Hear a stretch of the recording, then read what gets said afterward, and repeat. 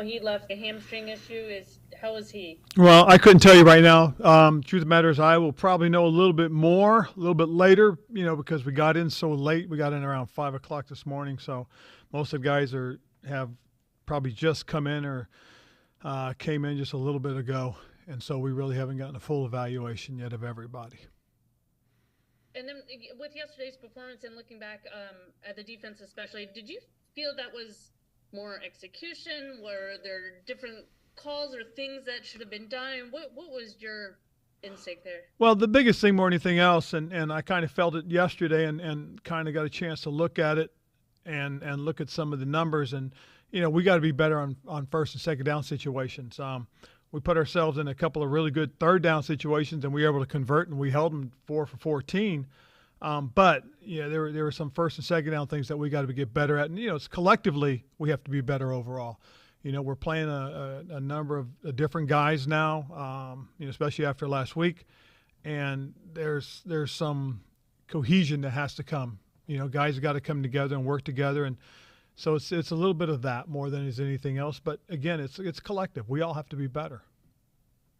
Hey, Ron, sticking with the defense, the number of big plays allowed, and it's been a lot over the years. I know last year the second half wasn't nearly as bad, but over the years it has been. How do you put your finger on that as to what's going wrong there?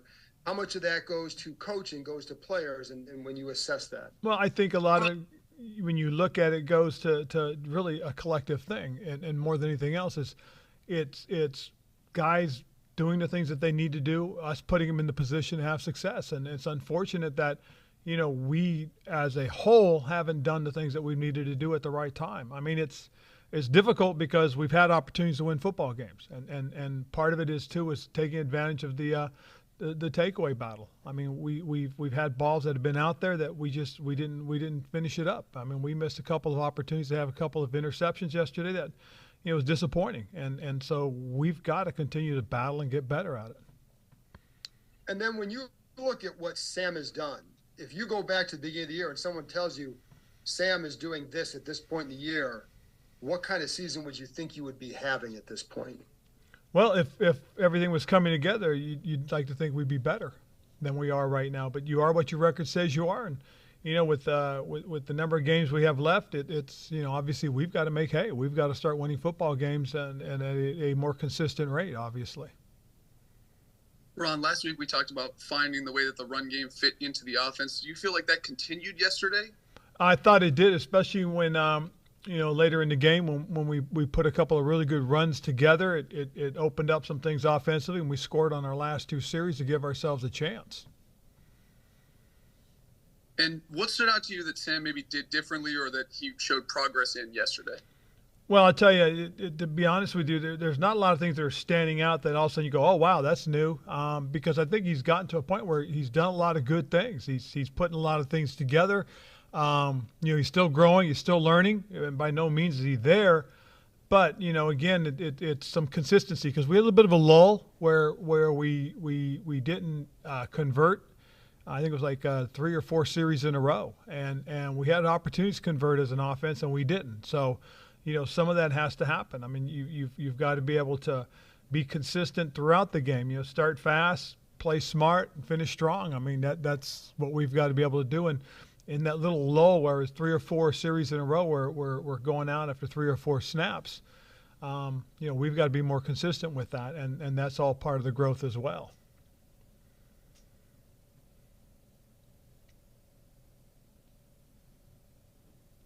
Why do you think those lulls happen, and how can you make progress with them? Well, it's about making plays. It's about being consistent, and I think that's the biggest thing. Whether it's something that goes up front with the line, or something with the execution, or maybe there could have been a different call. But it's still trying to find our footing as a unit, and that's for both sides of the ball, offensively, defensively. I mean, it's one of those things that collectively, somewhere along the line, something is still being developed and learning and understanding.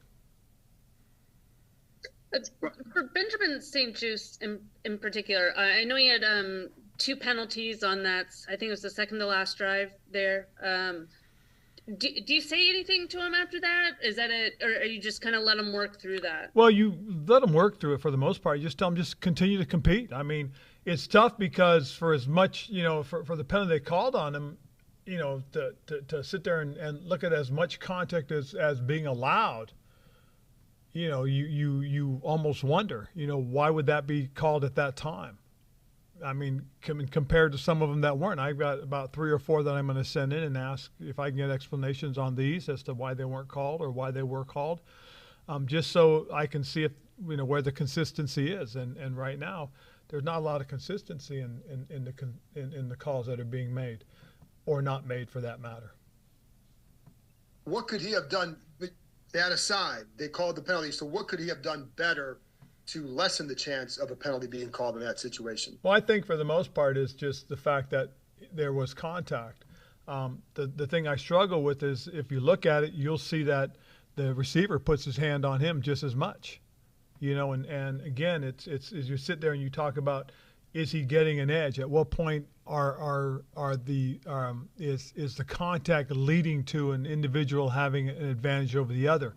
That was one of the criteria that when I was on the coaches committee that we talked about, that needs to be one of the criteria, so whether you have a penalty or not. For as much contact's being allowed and hand fighting that's being allowed, if a guy's gaining a true advantage, well, that ball was thrown high and away, and I'm not sure if anybody had an advantage right there when that ball was thrown.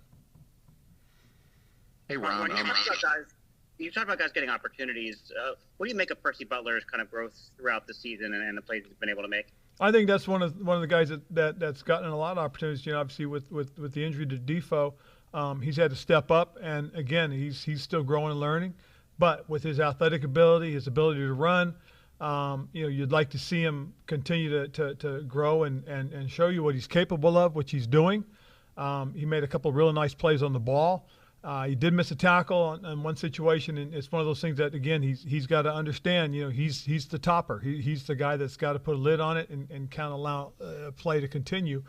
And so he'll continue to work at that and understand and learn his angles. I mean, he's a good young player that's got a bright future in this league. Hey, Ron. When you go back and look at the hiring of Eric, and more specifically, you guys were obviously a more run-focused team last year. We spent part of the offseason discussing being a run-first team, and then you have this big shift where it's pass-heavy very much. How much was that about you just wanting to make the switch versus, hey, once I just talked to Eric, decided he was the guy, I was willing to make the switch? I think it was a combination of those things, because when I started out, looking for a new coordinator, I had a number of candidates. I had about 11 or 12 in total. Looked at a lot of resumes, and then had a number of interviews that I brought guys in and spent a lot of time with them. And one thing you did see was you did see from a lot of these guys is the pass, especially the quick passing game. A lot of them consider it the extended handoff. And, we really seem to be getting that in sync an awful lot, the quick throws. The throws to the backs. I mean, how many times did our backs catch the ball in the flat? How many times did our backs catch just running a little simple circle out of the backfield? So to look at it and say, that's just an extended handoff, that kind of goes along the way with running the ball. But the actual runs, and when you see them, especially you saw it in the second half, there are a couple things that we wanted to get to and we got to, and you really saw it. I think it was we had 4 runs in a row that were over 6-7 yards each, and we really saw us take a couple chunks, and I think that helped open up some things downfield. So those are some of the things that, looking at what we've been working on and what we're trying to get synced to with our passing game, I think that's part of it. And just to sort of attach to that, this is just more of a philosophical question than anything else. Obviously, when you throw the ball, one possible outcome, incompletion, clock stops. You talked last year a lot about how you like this complementary part of football where you guys are running, helps also keep the defense fresh. Clock's running. You guys, I think, we're number 1 in time possession or something like that. You only run the ball 5 times, though, in the first half in this game when the score never was more than a 1-score game. Is that still, I don't want to say acceptable, but is that still kosher for you rather than just simply saying run the ball and help kill the clock if nothing else? But I think part of this too, more than anything else, for me personally, has been the growth of this quarterback, and that's one of the things that we have talked about extensively throughout this season. Is that having him throw the ball, having them stay out there in the games and throwing the ball has helped in his growth and development. And we're getting to a point where we are right now because of that. And we'll continue to see how it goes, because one thing that I told you guys I was committed to, and that was, Sam. I think that this is a guy that's going to give us an opportunity going forward, and we'll continue to work on that. Anybody else? I'll just ask quickly, based on just watching the tape, what did you think of John Allen and Deron Payne off of yesterday? I thought they had their moments. Again, one of the things that you have to work on is getting the feel with the guys that you're rushing with, and for them, it's been a little bit of a change, obviously. So they've got to continue to work with these guys, develop this rapport that you need as far as rushing and being in the lanes. I think they both were very stout and physical against the run, made some plays for us when we needed them. Again, I think their pass rush, obviously, is as they get more and more comfortable with these guys, I think we'll see this as a unit pick up and, be there and create opportunities. Hey, Ron, going back real quick to the run game too, when you always hear about like backs needing to get into a rhythm with the run game. Does the line need to get into that kind of rhythm too? And do you think that sometimes when you don't have a lot of runs, and I know what you say about the extended handoffs, but if you don't have that, does that take them a little bit more to get into that rhythm as well? I don't think it does, John. I think those guys react to really what their what the calls are. I think the big thing that you really see more than anything else with the offensive line is, especially in the quick game, is it's almost kind of the same mentality as far as the run game is concerned in terms of, hey, I've got to hold this block for a certain amount and then we move on to the next thing. And I think that's one of the things that these guys are getting used to, and they've done a pretty good job the last few weeks. It's and it's kind of, you see it when it all clicks, it can really go pretty well. And I thought the last two drives were indicative of what the potential is. All right. Thanks, Coach. Appreciate it. All right. Thank you.